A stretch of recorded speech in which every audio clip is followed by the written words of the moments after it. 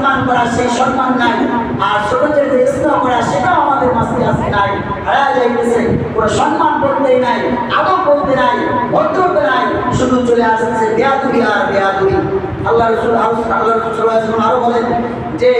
কিয়ামতের পূর্ব মুহূর্তে গান বাজনা, নায়ক নায়িকা, বাউল নামের কিছু ফাউল লোক, নায়ক নামের কিছু অসভ্য লোক, নায়িকা নামে কিছু অসভ্য বেয়াদব, নায়ক নায়িকা যারা যুবকদের চরিত্রকে নষ্ট করে ফেলেছে আজকে, যেই যুবকরা